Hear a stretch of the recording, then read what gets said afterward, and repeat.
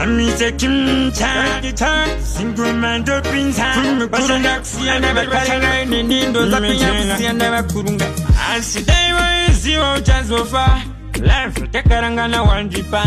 nekuchan kaenda zoka chitidai sangwini ndamuda ndai kuparulo waisegerera ndai tundiwe utaniverengera doma mpana verereka tundi tundi nyamwerera azat ningataikana na fungi siyanirinde kainu kasara ningataikana na fungi we ndakaru chape ndolisa mere maiwi tomorani ninongotema ndolisa mere maiwi soro mnotema fungwa kushungurutsika kuti dainda sokona Zoro mnotema fungwa kushungurutsika kuti dainda sokona Wakandisiya mwanaiwe Nangatanda taza pala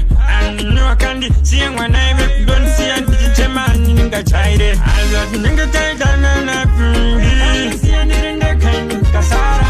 Ninga taitana na fungi we Ndakaru chape Ndolisa mere maiwi Tomorani ninongotema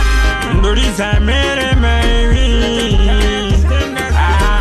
Wakasutini wei mudiwang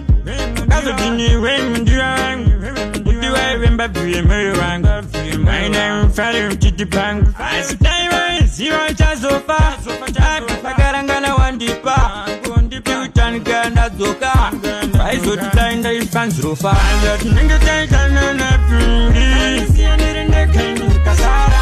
Ninga taitana na fungi we Ndakaru chape Ndolisa mere maiwi Tomorani ninongotema Ndolisa mere maiwi Soro mnotema fungwa kushungurutsika kuti dainda sokona Zoro mnotema fungwa kushungurutsika kuti dainda sokona Wakandisiya mwanaiwe Nangatanda taza pala